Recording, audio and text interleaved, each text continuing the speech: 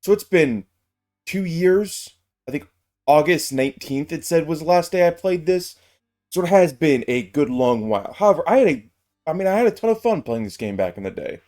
Don't know why I stopped. I think I just kind of played it to excess and then got bored. But as for why I haven't played it since, eh. So we're back, ready to play some more. Hopefully the rust isn't too bad, and hopefully my slightly broken controller, which has some jankiness with the buttons sometimes, isn't that big an issue. I think you might enjoy it on Olympus. There's a lot of feasting here, I guess, and the air is cool and crisp, and it's much brighter than it is down there. Sounds like a dream, right? Honestly, that's about all you could want in life. Plenty of feast, nice air, and a nice bright sunlight during the days when you want that sort of thing. I, of course, like to live in my gaming cave, but the ability to go outside in sunshine is nice. What's that you're holding, Zagreus? Please tell me that you didn't steal the most dangerous, unstable artifacts sealed shut within your father's vault. It wasn't I who stole them, if that's any reassurance to you, Meg. Technically correct. Oh man, it's been a while since I've seen the humor of this game, but I do enjoy it. You are just in time, fiend from lowest depths. Asterius and I have trained extensively since our last skirmish here. So all you do here in Elysium is train for martial competition. You're constantly awaiting your next fight to the death. And who are you to judge, you misbegotten, shameful, unfilial maggot? It is an honor to have the opportunity to spend my afterlife perpetually standing in your ruinous path. I will say, much easier to try and fight to the death when you don't actually die permanently for it. I feel like they'd be much less willing to do this whole arena fight me over and over thing if there's actually permanent consequences for their actions. Might just be me, though. Okay, boss time. See if I can win on my first run back. I get that he hasn't seen the sun in, like, eons, One last bit of business to take care of. but still, flashbanging me like that is just quite rude. Ah, but there you are, boy, finally. Despite my knowing you are always late for everything, here you've outdone yourself by quite some time. Oh, shut up and get your fork. And burn away that regal cape and let's get to this then. I'd no idea you had all these capes to spare. Must have a whole entire storage chamber full of them. Oh, brilliant. Yep. It does, I guess when you're the king of the underworld, capes are kind of at your disposal. They're a little bit difficult to make, like any textile, but I feel like enough capes would kind of come through the underworld with people that maybe you can get an extra supply.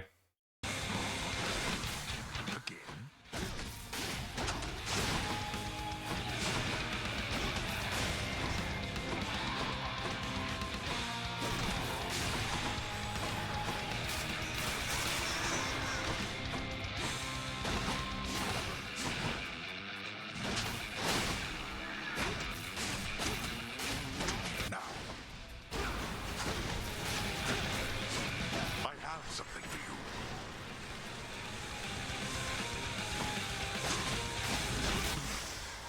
Oh my goodness! Oh! How is this possible? 5 HP. Oh. I hit the focus mode, and we barely... I mean, that full second phase had like 100 HP after flubbing the first phase so horrifically. Whew. I was concentrating on that. I thought that last blow with the swirl, I thought I had it, but apparently the 10% less damage I took was able to do enough. Oh, calm down a bit. That fool. What was he thinking? What is he thinking? Do you suppose he thinks that he's protecting me from them? Oh no. I think maybe he does think so indeed. Because now having met my relatives upon Olympus, I can definitely see that they can be a bit vindictive about things. No, of course not. There's no stories in which Greek gods are ever vindictive about anything. They're the most chill people we could possibly know. And mortals don't suffer their wrath on a daily basis because they're dumb. Always have more pets for the greatest boy. I wonder with Cerberus, if you pet one, it looks like if you pet one head, the rest of them aren't as don't enjoy it as much. But they should have a connected system of feel. So maybe it's the head is just coming closer and the rest do still enjoy it. You gotta wonder. These are the things you have to think about before you get a three-headed pet. My daughter to a base-born farm boy, Why, little sprout, I wasn't very kind to her, I think. Certainly not once her father passed. It was her mortal blood that made her weak. Born to mortals, taken by mortals, I suspect. So now they pay. Don't know how that logic works. You were the one who was with the mortal first. So it's no surprise that she wants to learn more about her heritage. Yet you take great offense to it? The pride and arrogance of nobility. Okay, we can get some money, or we can get money. I love these options. A great variety to choose from. You really must like pain an awful lot, Red Blood. Or maybe it's just me. You see, Electo? Turns out we do have a common interest after all. Did you just... Don't you ever compare yourself to me again, you trash. You want more pain? I'm happy to oblige. I think that was flirting. Not good flirting by any means, but... when you only have so many options down in the underworld, you flirt with who you can. You're nothing like Theseus. Why go along with everything he says and does? You're your own man. And bull. King Theseus slew me in life and saved me in death. I was cast into Erebus, a monster. He found me when he died, and used his influence to bring me here with him. I assume he also used his influence to give you that wonderful, wonderful pink dye to go on your axe and horn. I don't know if you quite had that in life. I do love the look, though. Very regal, very cool looking. If you wish to hear me say something to you, I will oblige. And I too shall oblige. That is, oblige my trusty spear, which yearns to penetrate your soft and vulnerable, altogether pallid flesh. Now die! Theseus, my man. Sure. Sure. Sure. Electo and Tisiphone and I each have a different outlook, I would say. We've learned mostly to stay out of one another's way. That doesn't sound like a healthy basis for a relationship between siblings. Are you lecturing me about healthy relationships with family, Zagreus? Your family, your father's family, is the most broken and corrupted in the history of the entire concept. Touche. I mean, you're totally correct. I didn't mean to sound like I hadn't. Some babies should eventually respawn your own offspring. I recommend maintaining sub-infinite distances with them in space and time. Even if they are most tiresome, there always seems to come a point where one wishes to be in their presence once again.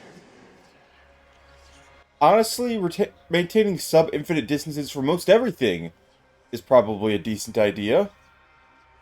There are very few people that I want to be an infinite distance away from. A non-zero amount, probably. But I can't be a long list. The gods are testing us once more, Asterius. For how else to explain this fiend approaching us, bearing such blessings as would normally befit only for heroes such as we? You do know I'm related to them, right? The god of the dead is my father. I'm sure word's gotten around. Not that I want deferential treatment from the likes of you. I don't know, I wouldn't mind if they just let us pass. Make things a whole heck of a lot easier. I usually end up doing pretty bad against these duos. But that's just me. I guess Zagreus is tired of this whole princely affair. It's me. Dusa, I'm impressed you're able to manage this whole lounge all by yourself. How do you do it? What's your secret? Secret? I'm 2 weeks behind schedule with this place, at least. Unfortunately, no one here seems very good at keeping time, so no one's gotten on my case just yet, but... Oh, you aren't gonna tell, are you? I don't know what you can do as a maid, at least in cleaning service, to fall 2 weeks behind. Because if you clean every day or two, you're fine there, and it's not like if you can get a week behind that, because you either clean or you don't clean. I guess if you, like, put out decorations, being 2 weeks behind can be a little bit of an ordeal. Because if you, like, miss a major holiday, then maybe that's an issue. But outside of that, I can't imagine being 2 weeks behind is actually possible for her.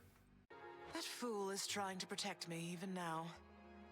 It wasn't he who absconded with me, my son. And it's more complicated even than that. I was content to leave, willing to make my life within the underworld, with your father. I dare not ask who did bring you to father then. So essentially you ran away from home to live with him. I mean no disrespect, but did you realize what you were getting yourself into? Are you dumb? Have you met the man? Goodness gracious, have higher standards. I get your situation was bad, but come on. Hades? That guy's a prick! So, boy, did you ask her? About how she came to join me in the underworld? Did you confirm all your suspicions then?